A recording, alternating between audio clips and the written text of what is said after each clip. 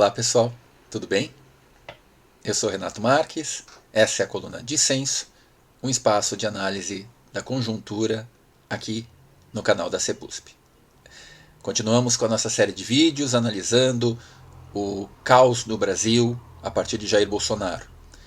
E como fizemos nos vídeos anteriores, hoje nós vamos mostrar para vocês um segmento que teve participação ativa no processo de garantir a chegada de Bolsonaro ao poder.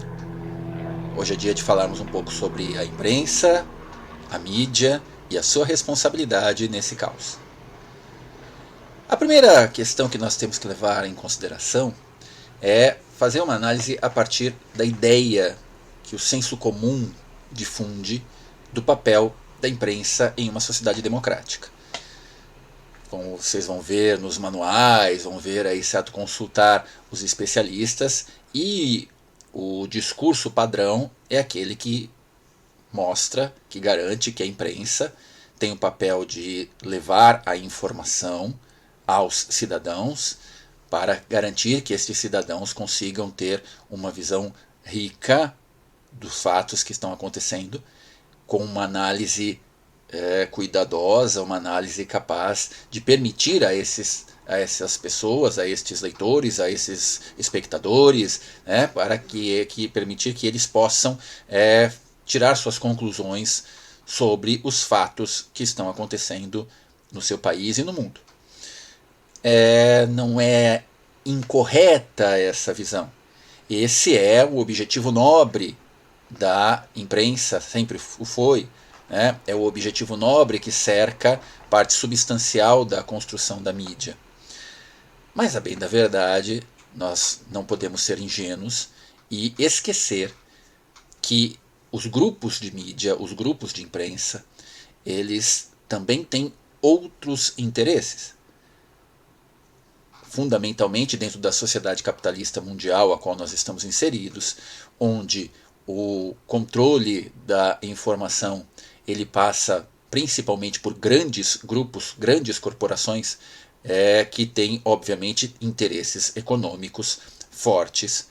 E quando transmitem essa informação, transmitem os fatos, leva-se sempre também em consideração os interesses econômicos destes grupos que são os controladores da informação, os controladores dos grupos midiáticos. Esse é um fato que não pode ficar escondido de ninguém, e que não pode ser ignorado em hipótese alguma. Da mesma maneira, temos que entender que os detentores do poder da informação nos grupos jornalísticos, certo? Nos grupos televisivos, nos grupos de rádio ou nas grandes corporações que controlam a comunicação pela internet, que eles, devido à sua condição econômica, também têm seus compromissos de classe. E, na hora de fazer a sua divulgação, eles também levam em consideração esses compromissos de classe. Daí a importância de que o processo de construção da informação ele seja o mais diversificado possível.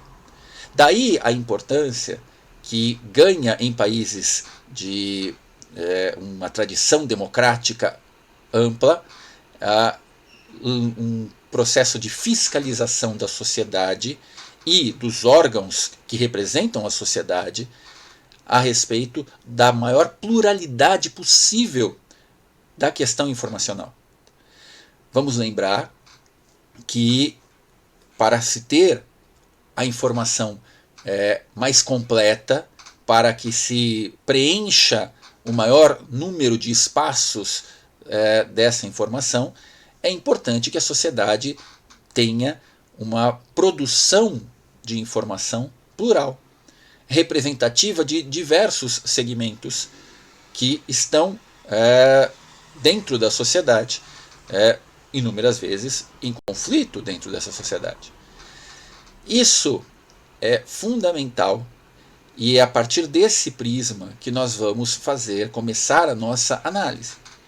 Nós vamos fazer um trabalho aqui de lembrança né, um pouco da história da imprensa no Brasil, de como essa imprensa se comportou no passado e como ela tem se comportado em relação à produção de notícias, com o máximo aí de fidelidade, na maneira de passar essas notícias para os leitores, os espectadores, os ouvintes e assim por diante. Para começo de conversa, precisamos relembrar um pouco o fato de que, em sendo o Brasil um país de histórico colonial, um país de histórico de formação autoritária, um país de uma desigualdade brutal, e sendo o Brasil um país com uma condição de inserção dentro do capitalismo global, no chamado capitalismo periférico, a história da nossa formação dos grupos midiáticos, ela está atrelada aos processos de desigualdade presentes na nossa sociedade. Uma sociedade que, pela maior parte da sua existência, por exemplo, manteve enormes contingentes populacionais de pessoas analfabetas, portanto, incapazes de participar do processo da leitura dos jornais, meio de comunicação extremamente aí difundido durante o século XIX e o século XX e ainda presentes no século XXI. Esse fato, este complicador, este impeditivo, fez com que a história da produção da informação no Brasil estivesse fundamentalmente ligada àqueles setores minoritários da nossa sociedade, não apenas capazes de ler lá no passado, no século XIX e em boa parte do século XX, mas também que tinham maior influência dentro dessa sociedade tão desigual. A produção jornalística, ela era voltada para um público de pessoas com recursos econômicos elevados, que tinham prestígio e poder dentro de uma sociedade extremamente desigual. Esse é o primeiro viés importante de se compreender. Paralelamente a isso, vamos lembrar que a história da formação da imprensa no Brasil, ela vai ter poucos espaços garantidos para produções ligadas, por exemplo, aos sindicatos, aos trabalhadores, a setores da sociedade que estão fora da linha de privilégio. Diferentemente daquilo que aconteceu, por exemplo, na história da imprensa europeia, onde a força da organização dos trabalhadores, a força da organização sindical acabou fazendo com que se tivessem grandes produções dos jornais com tiragens elevadas para esse fim. Aqui a nossa história, ela sempre foi diferente, ou seja, esse tipo de produção jornalística que existiu, mas existiu tendo uma abrangência pequena, tá? Muito pequena comparativamente aos grandes jornais, aos jornais de grande poder econômico ligados à classe dominante ou às classes dominantes no nosso território. Algo semelhante vai acontecer quando as demais formas de manifestação da informação, de difusão da informação, vão se desenvolvendo no século XX. A chegada do rádio no Brasil, a partir da década de 20, 30, ela vai seguir um princípio muito parecido. Nós vamos ter um processo em que o Estado brasileiro ele não vai por exemplo, repetir aquilo que o Estado inglês fez quando investiu em uma comunicação pública, e daí é que nasce a importantíssima rede de rádio e futuramente de TV, BBC, britânica, uma rede pública de divulgação, de difusão de informação. Aqui isto não ocorreu.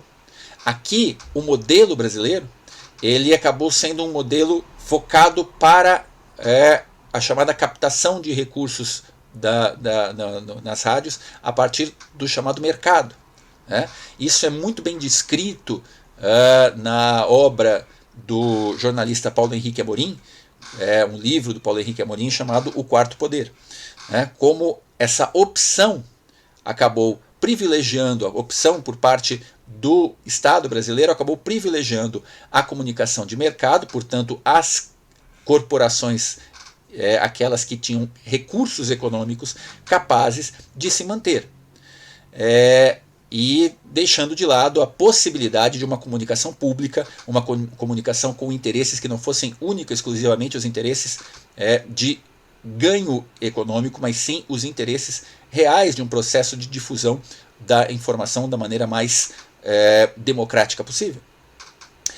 Este fato que acontece com as rádios, ele vai permanecer, vai continuar, por exemplo, com as TVs. Com a formação depois, a partir da década de 1950, com a chegada da comunicação televisiva, certo? Aqui ao Brasil. Então percebam vocês que o que nós tivemos historicamente, e é aquilo que permanece até hoje, é fundamentalmente um pequeno núcleo de proprietários das grandes corporações midiáticas, sejam elas impressas, sejam elas de rádio ou de TV. Certo? Esse processo, essa novidade, esse elemento, tá? Ele acaba fazendo com que, na hora de se difundir a opinião, esta opinião esteja completamente associada ao fenômeno da vontade, do desejo, tá? Da linha ideológica das classes dominantes. Então o poder econômico tem uma força tremenda nessa história. Isto é um elemento muito importante, certo? Um dos elementos que vão influenciar o fato de que a história política brasileira, ela é uma história em que nós temos, na trajetória, por exemplo, de toda a República, nós temos governos de centro-direita e direita governando o Brasil em sua quase na imensa maioria do seu período republicano, e pequeninas fases em que você vai vivenciar governos de centro-esquerda, tá? Sequer chegamos a políticas, por exemplo, certo, de esquerda, certo, com muita substância. Então, nós vamos ter, certo, essa história da formação da nossa república. Não vamos nem falar da questão do império, porque aí era muito mais claro essa lógica da desigualdade, mas isso é um fenômeno muito potente dentro da nossa realidade. Essa imprensa, essa mídia, o que acontece? O que a gente pode dizer? Ela, tendo esses compromissos econômicos e de classe, ela também se mostra na sua trajetória pouco afeita à real democracia, à possibilidade da alternância verdadeiramente significativa entre os grupos dentro do poder. Vamos lembrar que é muito, vamos dizer assim, é uma página muito nebulosa, uma página muito triste, podemos dizer, uma página trágica da história da mídia brasileira, o seu enlace com forças antidemocráticas. Nós tivemos aí, certo, em diversos momentos, os chamados grupos golpistas, tá? Sejam eles civis, sejam eles militares, sejam eles em conluio entre civis e militares, e nas diversas vezes em que tivemos tentativas de golpes de Estado, e quando tivemos também, certo, além da tentativa, quando tivemos a consagração de golpes de Estado, a participação de alguns núcleos midiáticos, muitas vezes, inclusive, da maioria desses grupos midiáticos, desses núcleos midiáticos, ela sempre foi muito efetiva. Eu já citei um livro, cito um outro livro importante que todos devem conhecer, né? A biografia de Getúlio Vargas, certo? Feita pelo escritor, Lira Neto, onde lá fica muito claro, né, o perfil de apoio a atitudes antidemocráticas de diversos jornais, lá ainda, certo, na época em que levaram o governo republicano, o governo eleito democraticamente de Getúlio Vargas, a ser julgado, né, de certa maneira, pela opinião pública naquela época, e que teve consequências gravíssimas, consequências danosas, inclusive a questão do suicídio do próprio Getúlio. Tá? Nesse que foi um dos pouquíssimos períodos, né, esse período do governo Getúlio Vargas, o período democrático do governo Getúlio Vargas, em que a tal centro-esquerda, como eu falei, teve oportunidade de chegar ao poder e de se exercer, né, um modelo de governo mais voltado realmente, certo, para os interesses dos trabalhadores. Depois, em 1964, a história se repete, quando, de novo, um governo de centro-esquerda, o governo de João Goulart, está no poder, e aí o que nós vamos ver são o quê? São diversos grupos midiáticos atuando em conluio com os militares na tentativa de derrubada de João Goulart. Tentativa essa que eles conseguiram e que acabou jogando o Brasil em 21 anos de trevas, em 21 anos de regime ditatorial. Esse fenômeno se repetiu quando, aqui no século XXI, de novo os grupos midiáticos fizeram campanha intensa durante anos contra as pequenas ações, as poucas ações, certo, populares engendradas pelos governos do Partido dos Trabalhadores, e que levaram de novo a um golpe de Estado e a derrubada do governo da presidenta Dilma Rousseff. Então, é importante a gente ver que, por exemplo, nesses 3 momentos, impactantes momentos de ruptura institucional, o que aconteceu? Nós tivemos, sim, um conluio de grupos midiáticos atuando de forma extremamente efetiva. É em cima disso que nós vamos falar aqui, claro que centrando fundamentalmente nesse período atual, que foi o período que acabou construindo um arcabouço de situações e circunstâncias que levaram a essa situação da chegada de um candidato completamente focado na ideia de um projeto de destruição da democracia, certo? E que chegou avisando isso, né? Certo? Não chegou por acaso, não chegou se escondendo, muito pelo contrário, né? Fez questão desde o princípio de dizer claramente que a sua ideia era uma ideia de construir uma lógica de choque, de conflito, de destruição, né? E é o que nós estamos vivendo hoje. Sem dúvida alguma que alguns desses segmentos, alguns desses setores estão arrependidos do papel que tiveram. Tá? E isso também salta aos olhos. Mas, embora arrependidos, eles não têm reconhecido o seu papel na construção dessa situação caótica. Então, cabe a nós aqui, dentro dessa ótica pedagógica, de falar disso, de tratarmos dessa temática. Feito esse preâmbulo, conversando aqui com vocês então a respeito dessa semelhança no modus operandi de setores de uma imprensa oligopolizada, tá? Porque esse é um dos marcos da história brasileira. Nós temos poucos detentores do poder midiático, tá? Poucas famílias tradicionais que detêm este poder, tá? Que tem aí a sua marca na história, certo? Grupos poderosos, mas obviamente, certo, com pouca, podemos dizer assim, diversidade, tá? Certo? Em escala nacional. E o papel desses grupos ele está relacionado, certo? O papel, essa importância está relacionada com a ausência de um questionamento da sociedade brasileira a respeito de tamanho poder nas mãos destes setores.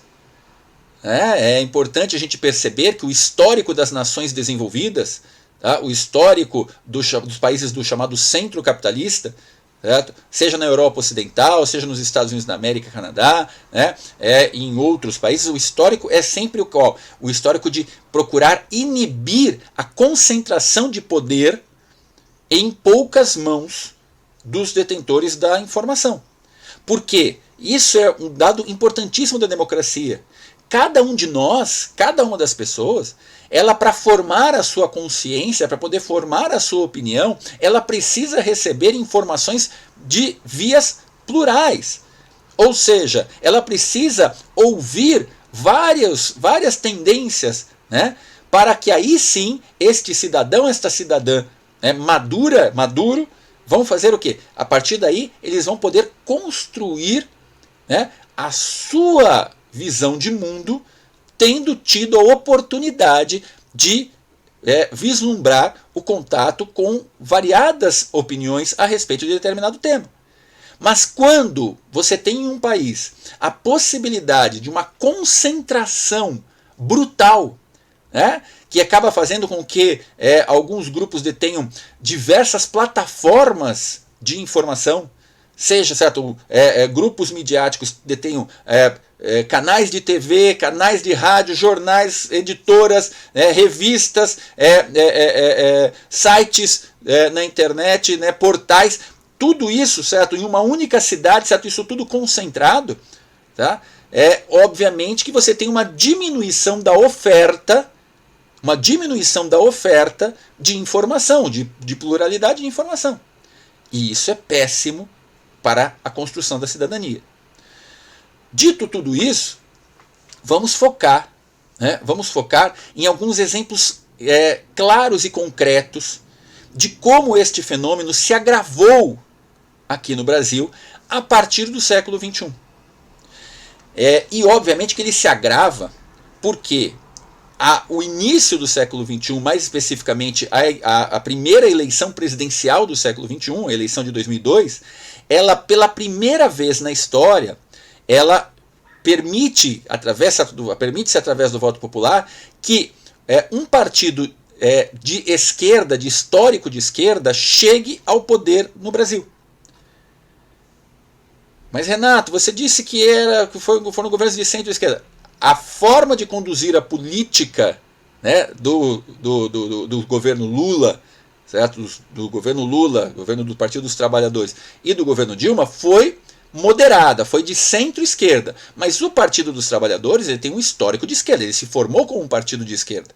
Então, pela primeira vez em 2002, vence as eleições no Brasil, as eleições nacionais, um partido de esquerda. Com uma plataforma moderada, uma plataforma de centro-esquerda, propostas de centro-esquerda, mas simbolicamente trazem ao poder, né, e ao comando máximo do país, um presidente oriundo das classes trabalhadoras. Alguém, certo, que veio de baixo e que, portanto, tinha aí, certo, um peso simbólico enorme dentro desse projeto.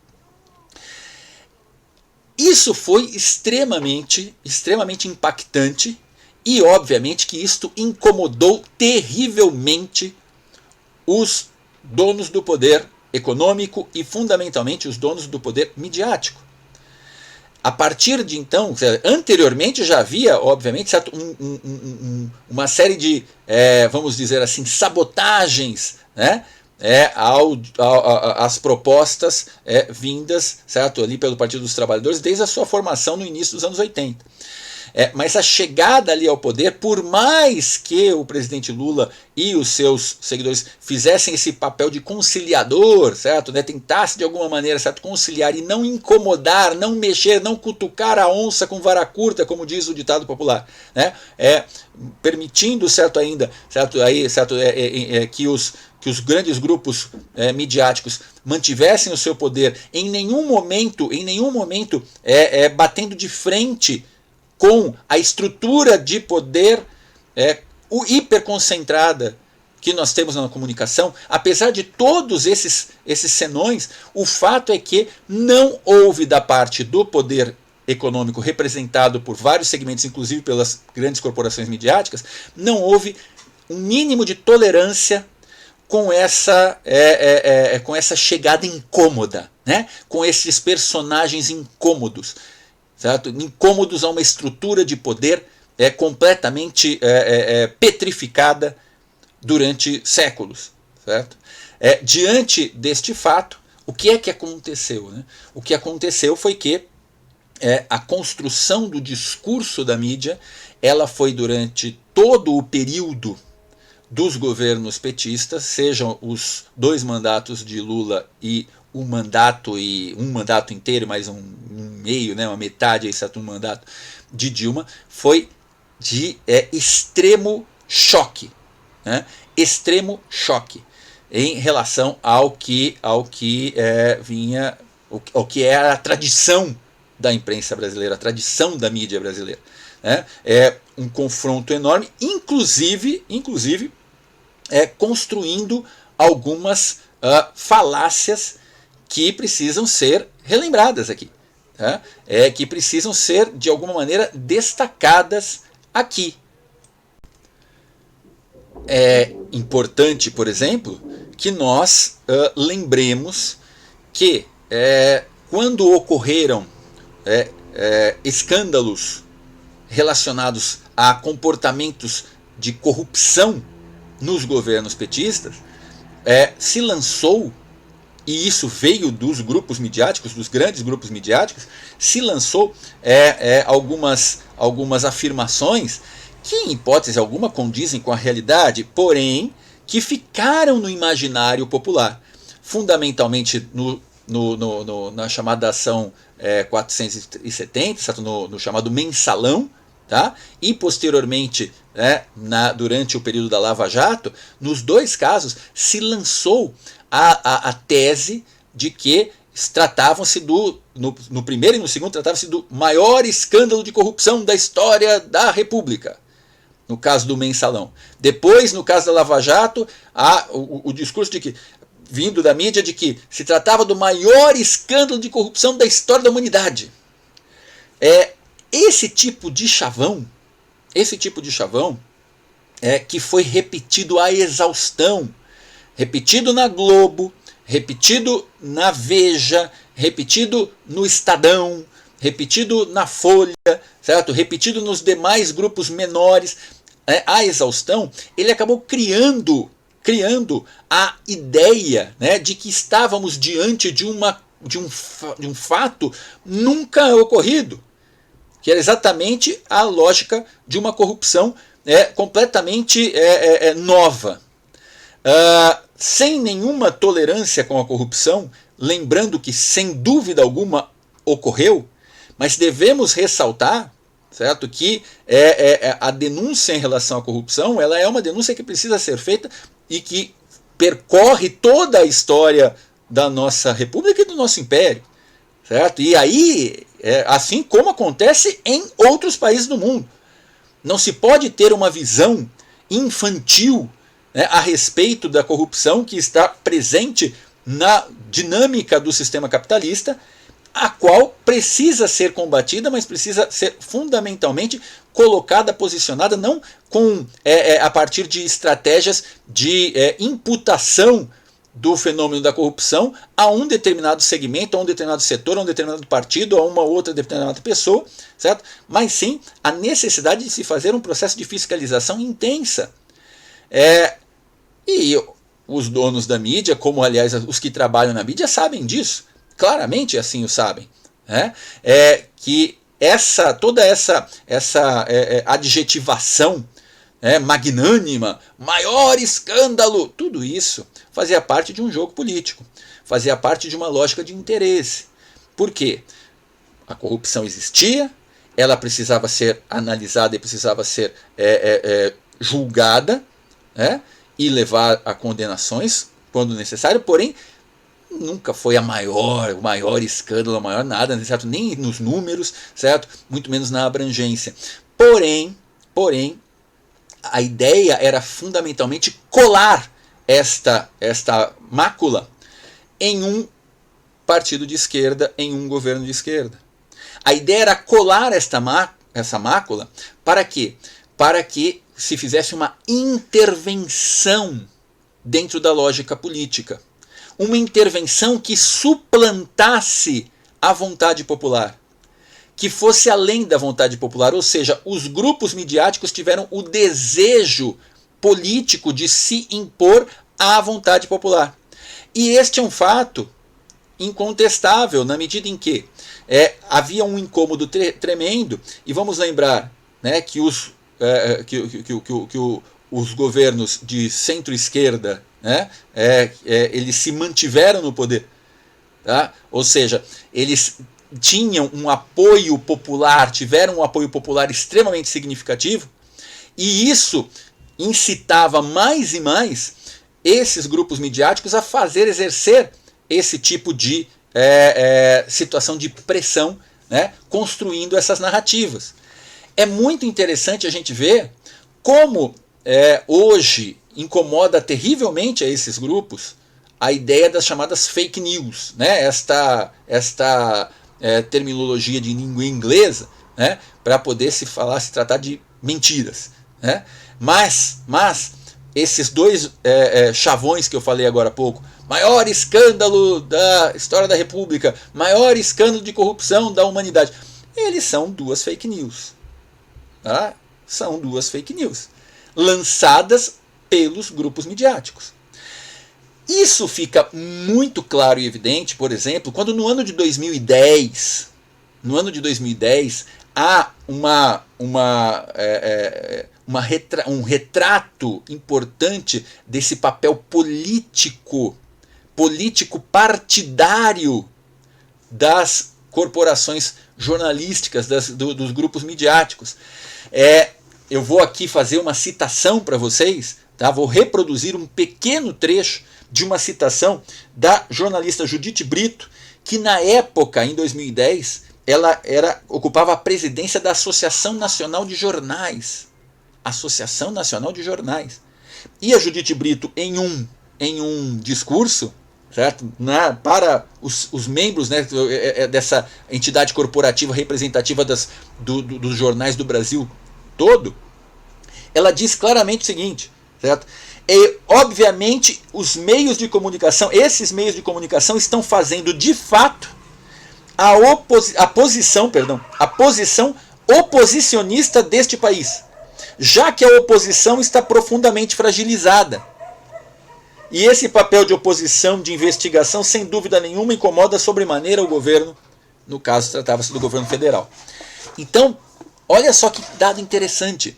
Nós temos a representante, naquele momento, a representante da Associação Nacional de Jornais, dizendo que os jornais, a mídia, a imprensa, teriam que estavam ali cumprindo um papel que era o papel de ser a oposição, a verdadeira oposição, na medida em que a oposição aos governos de centro-esquerda estava fragilizada. Como se, por acaso, né, coubesse aos jornais executar um papel político, ou, por exemplo, fazer juízo de valor se está frágil, está forte a oposição, né? Assumindo uma condição que não é a dela. Né? O leitor do jornal, pela lógica do senso comum, ele vai abrir o jornal para poder se informar, né? Não para ser guiado para a opção A ou B ou C ou D, ou seja lá qual for que os donos do jornal desejam. Né? Ele está ali para receber informações e para ele próprio, de forma autônoma, construir a sua posição. Né? Ou seja, então, esse é um detalhe muito interessante, muito importante, esse tipo de condição de assumir, né, esta condição da parte das corporações jornalísticas. Fato esse, certo, que fica muito claro ali no ano de 2010, por exemplo. É importante, é interessante, né, então, vivenciar também o que vai acontecer a posteriori, né, todo o apoio e a sustentação à Operação Lava Jato, certo? E esse apoio e sustentação à Operação Lava Jato que hoje, nesse exato momento, você que está me ouvindo, certo, aí né, está me vendo e ouvindo na sua casa, certo? Aí no seu celular, onde é que você esteja vendo. Hoje nós sabemos, devido à posição do Supremo Tribunal Federal, né, de todos, e estamos sabendo, estamos tendo as informações, acesso às informações de toda a situação espúria construída pela Operação Lava Jato com interesses político-partidários. É importante, né, que o estudante, que a pessoa que esteja certo, buscando informação, que ela tenha consciência deste fato. Né? E também que saiba o quanto se deu de guarida nas redações, né? O quanto se deu de proteção nas redações a esse tipo de comportamento espúrio, a esse tipo de comportamento antidemocrático. Né? E o que é mais assustador nessa história é que com isso, né, se construiu uma narrativa que levou milhões de pessoas, né, de forma quase que cega, né, a acreditar nessa história de que nunca tinha acontecido tanta corrupção dessa maneira no nosso país e que, portanto, elas deveriam de todas as maneiras lutar para derrubar um governo democraticamente eleito. E assim se fez. E assim se fez com o golpe de 2016.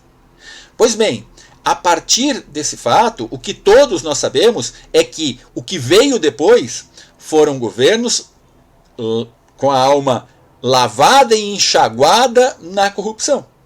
Né? Haja visto os escândalos que vieram a posteriori. Né? Haja visto aí certo escândalos da carne, certo escândalos aí certo do seu Joesley, né? Haja visto o escândalo de leite condensado, né? de loja de chocolate, de rachadinhas e outros que tais. Por uma questão muito simples.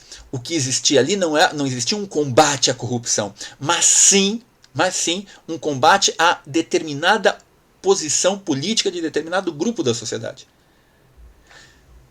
Isso é importante que fique ressaltado, né, dentro do processo. E, para completar essa lógica, o que mais grave também veio é que esse discurso, a construção desse discurso, por exemplo, certo, que veio sendo martelado por anos e anos no início do século e que levou vários segmentos no ano de 2013 a querer, de alguma maneira, a estourar aí nas chamadas jornadas de junho, a querer vir com um discurso que era o discurso da antipolítica, o discurso da antipolítica, né, o discurso da criminalização das atividades políticas, um discurso da intolerância em relação à atividade política.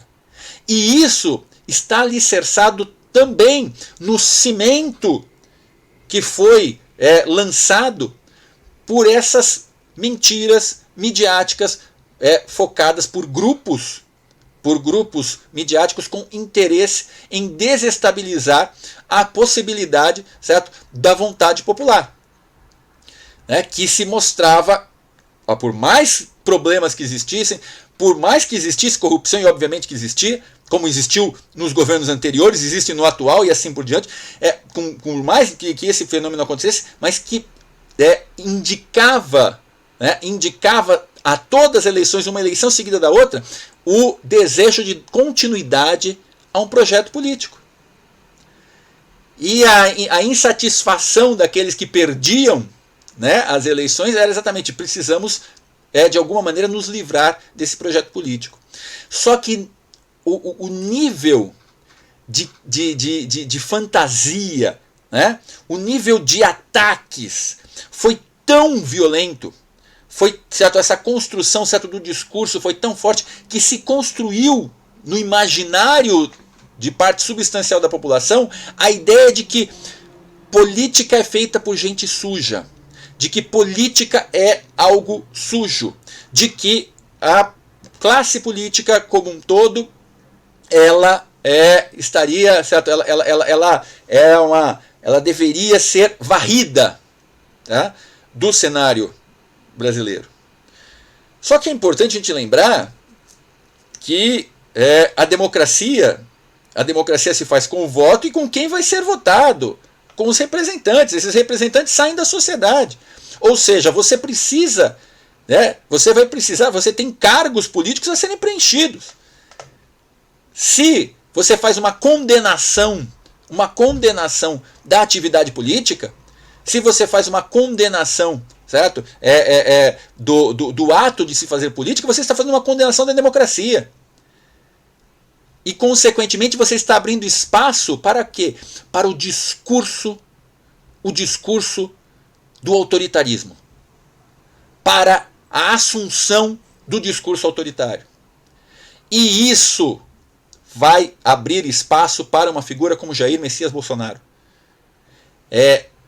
Não se pode apagar o quanto essa mistificação, certo? Essa construção, certo? Dessa mistificação orquestrada por setores da mídia, tá? Ela acabou batendo e reverberando, certo? Nos ouvidos de parte substancial da população, que cada vez mais passou a ter nojo da atividade política, que cada vez mais desconhecia o fato, né? E passava a questionar e criminalizar a lógica do modelo democrático. Então, abriu-se espaço para que discursos fascistas aparecessem, né? Para que viessem aí, certo, emergissem dos bueiros da sociedade segmentos aí, pessoas declarando coisas do tipo precisamos de um golpe militar, precisamos que venham as Forças Armadas para tomar o poder, fechamento de Congresso, fechamento do Supremo Tribunal Federal, né, certo? E fundamentalmente construíram a ideia de um mito, né,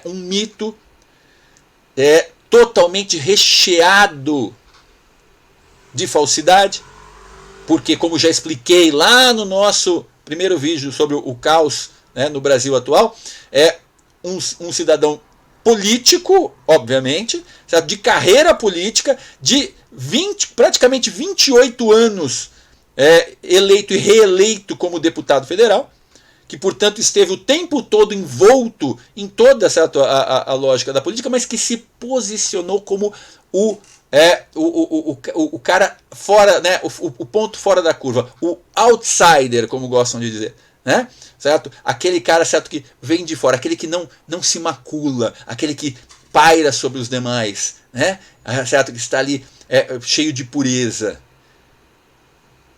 Esse, né, porque ele não pertencia à classe política, embora fosse político, e ele tinha o discurso da antipolítica, ele tinha o discurso do quê? Da defesa da ditadura, da defesa da tortura.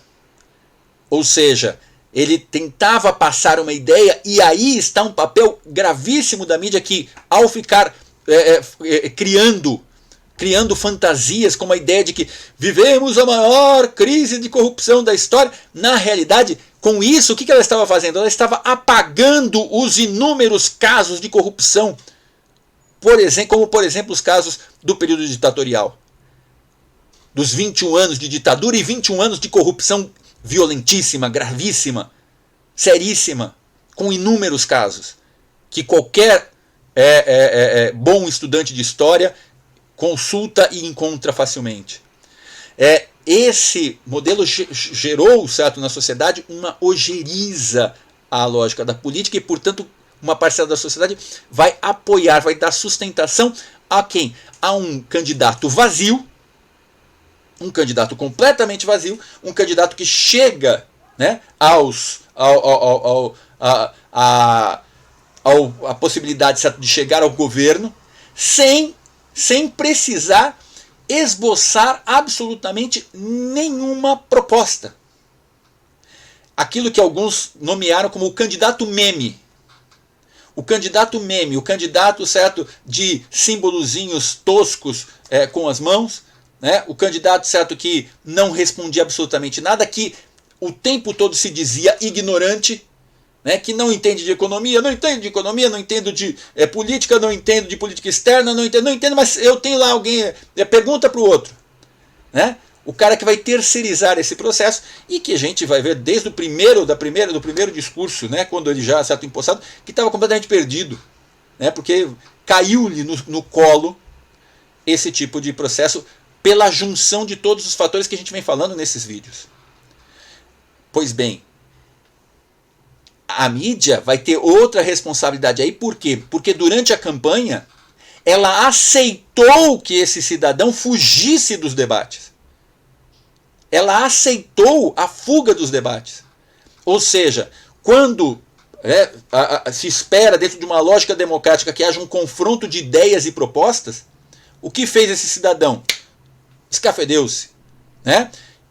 Enrustiu-se, teve, do ponto de vista político, teve do ponto de vista pessoal um azar, né, de ter sofrido uma facada de um cidadão perturbado aí, certo?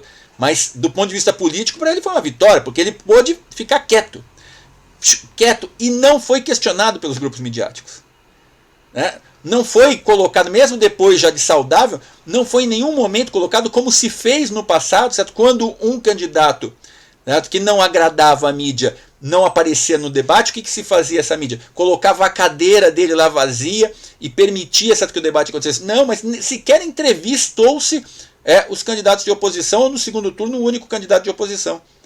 Tá? Para quê? Para deixar tranquila a vitória de Jair Messias Bolsonaro. E foi o que aconteceu. Hoje há o arrependimento. Parte substancial dessa mídia percebe, né, o que eles fizeram, o que eles ajudaram a fazer, o que eles ajudaram a construir.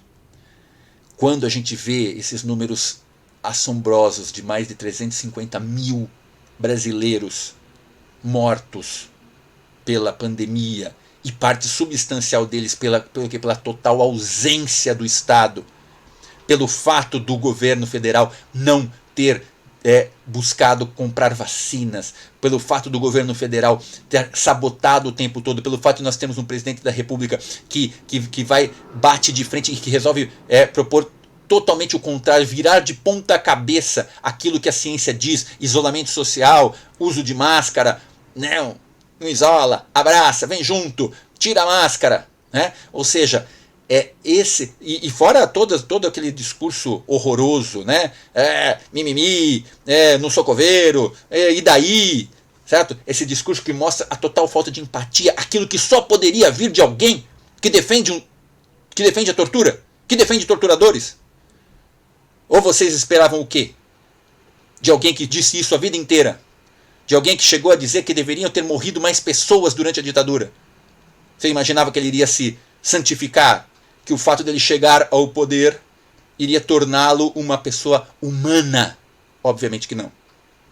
Pois este vídeo, eu nele busco mostrar para vocês que um dos componentes que ajudou esse processo foi exatamente a mídia, que construiu um discurso buscando derrubar a esquerda, construiu um discurso que ajuda a derrubar a democracia e que abre espaço para esse tipo de situação a qual nós estamos vivendo hoje. Muito obrigado, pessoal. Nos encontraremos na semana que vem com mais um vídeo. Até a próxima.